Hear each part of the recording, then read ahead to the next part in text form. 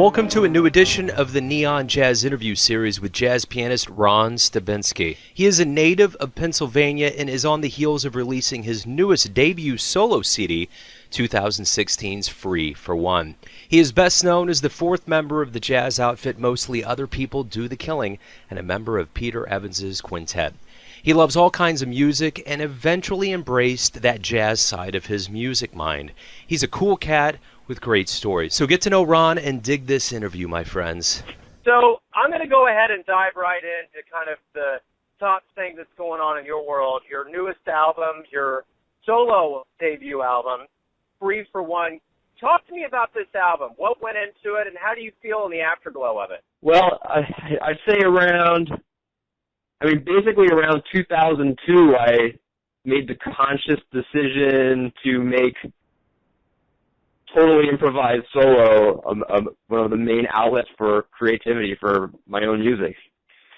So basically, it took me about 13 years to arrive at the point that I feel like I'm ready to actually go in the studio and try to make the record.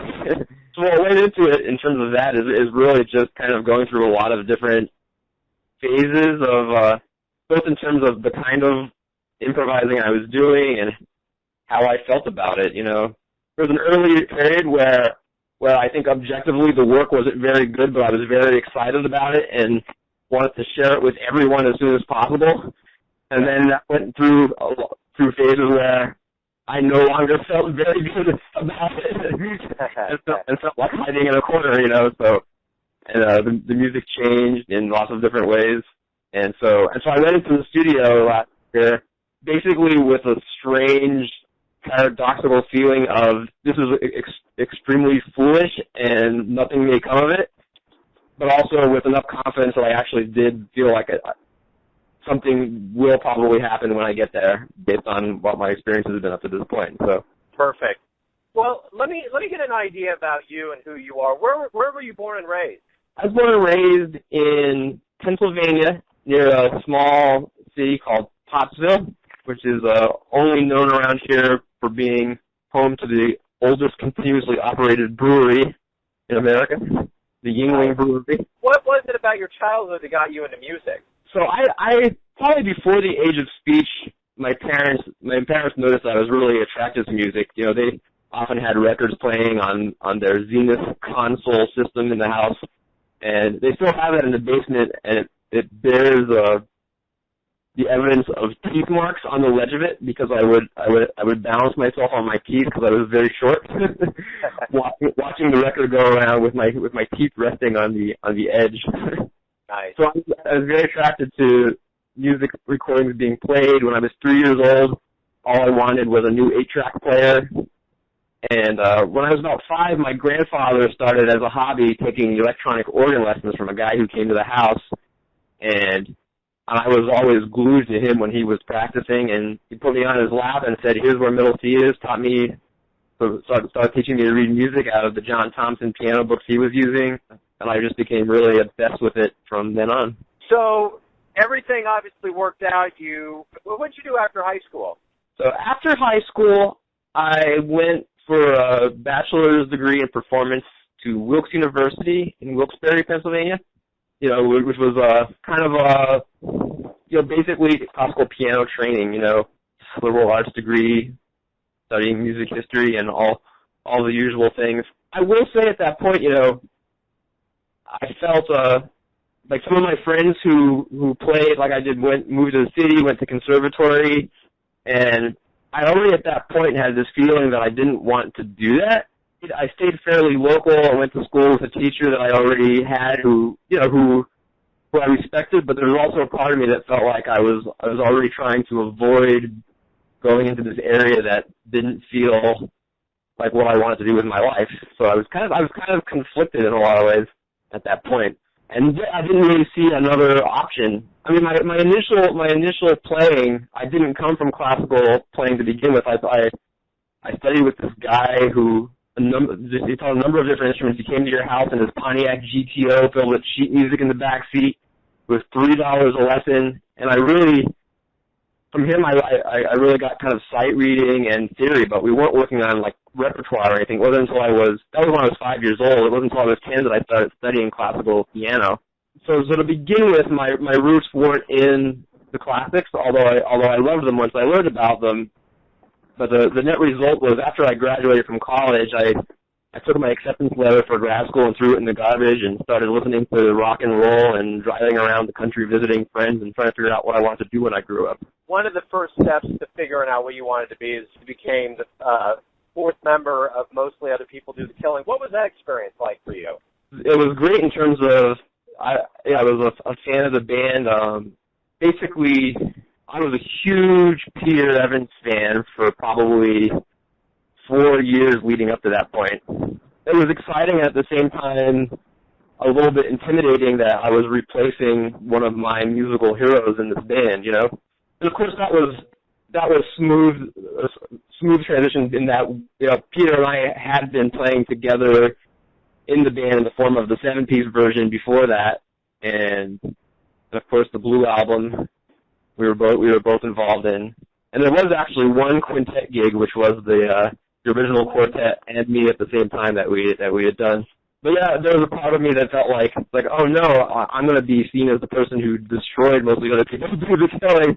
There was no like really fill the shoes of Peter in that band. But I mean the guys are super fun and we have a great time. So yeah, it's not like I'm filled with dread or something, but yeah, it was on some level a little bit of psychological pressure, you know. Oh yeah, without a doubt. Well, and throughout your life, who would you consider the people that you look up to in the world of jazz, that you admire, that you listen to? Who would those people be? Initially, the first big hero was Miles Davis. I've always really loved trumpet players.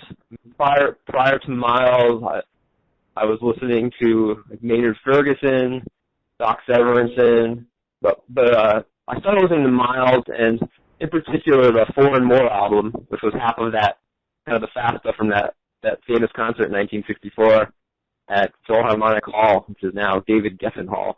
I had a cassette copy of that in my grandfather's car, and I'm surprised it didn't just break. Listened to it so much, and someone introduced me to an amazing, you may know it, there was an amazing radio documentary called the Miles Davis Radio Project that was done in the 80s, and that documentary really, I think, just changed my mind and changed my whole life, and really set my mind on thinking about, you know, the real big picture of what are you trying to do in music. Miles was the first big one, and then you go through and find out about all these other people. Coltrane was obviously huge, as he is for so many of us. You know, through the years, getting closer to like my inspirations for actually doing this, because you know I really came to improvising my own music, almost avoiding the jazz part of myself. And when I would play jazz, I would play jazz. When I would improvise, I would I think I would consciously avoid any kind of jazz inflection or jazz influence.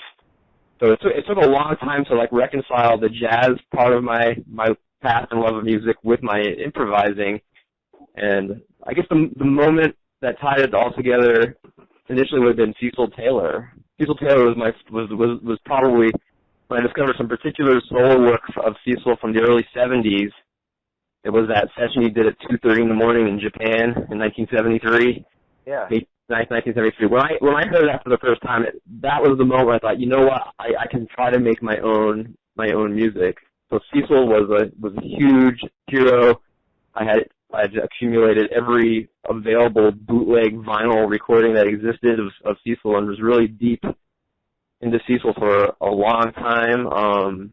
And then Bill Dixon was a really huge one. And that was when I really decided to. I went to the Victoriaville Festival in 2002 to see the world premiere of the trio of Cecil Taylor, Bill Dixon, and Tony Oxley. And I was already really heavily into Bill Dixon's music, and when I got home from that festival, I mean, I drove 10 hours each way just to see that set. Nice. 45 minutes set. I got home, I found Bill Dixon's contact information, emailed him, told him how I felt about his music, what I wanted to do in the future, and he it was like 1 o'clock in the morning, I think, and I went to the bathroom, I came back out, and I had a response in my inbox from Bill Dixon. Wow. From that email, he asked me, when you're in the area, give me a ring on the telephone. In the meantime, why don't you send me a sample of some of your work? And that was the moment I realized I don't have any work. I've never actually really tried to really do this in a way that wasn't apologetic or secret. and that was the moment that I really made the conscious decision. This is what I want to do. This is a huge part of who I'm going to be. I sent him a tape of some of my initial ideas, and he was my mentor over a number of years. 4 or 5 times a year, I'd go up to his place in Bennington, Vermont, and we'd spend 5 or 6 hours playing duets together, talking about the music. And that's a great story. That's a great story. So you obviously embraced your jazz side of you as a musician. So tell me this: why do you love jazz?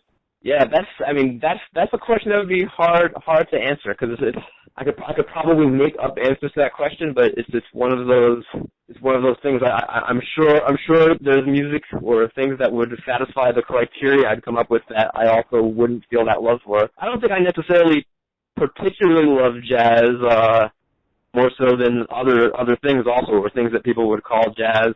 So it really is that question of like, what is that thing that makes us love anything, I mean, there's lots of things that I hear that are definitely jazz and that I would definitely say on an objective level are good, but they don't inspire me to want to continue to create and to continue to live the way certain things do.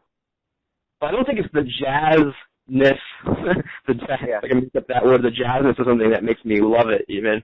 I think it's just there's a particular quality to certain work, and I do gravitate towards music. And I think it just happens to be that a lot of the music that has made me feel that particular way, which I'd say music that inspires me to live. Music that makes me, when I hear it, I feel I'm really glad I'm alive to experience this. That's the thing. So, that could be a Coltrane record. I'm a huge fan of the Meat Puppets. There's those SST records from the 80s. I hear those. I really feel the same way. I feel like, yeah, I want to make my own work. I want to be alive and to do this. And that was, that's a lot of pressure on me in terms of like putting out my first record, actually. I really want to feel like if I'm going to make a record, I really wanted to, I want to hope that either this record or maybe the record after this, if this is part of the process, I really want to make a record that's going to make someone else feel like they're happy to be alive to hear it, and maybe want to try to make their own work as a result of hearing it. You did a really great job there with that question of answering a successive question and coming back to my original question. I think that's the perfect way to wrap all of this up. I like how we tied in your current album and just kind of your music philosophy. That's kind of what I was getting for. Ron, thank you for taking a little time out for me today and talking about the new album and opening up about yourself. I appreciate it. Oh, it's totally my pleasure. Thanks for being interested in it. Thanks for listening and tuning in to yet another Neon Jazz interview, where we give you a bit of insight into the finest players in Pennsylvania, Kansas City, and spots all over the world, giving fans all that jazz. And thanks to Ron for his cool, his music, and his stories. If you want to hear more interviews, go to Famous Interviews with Joe Domino on the iTunes Store, or visit theneonjazz.blogspot.com for all things Neon Jazz. Until next time, enjoy the music, my friends.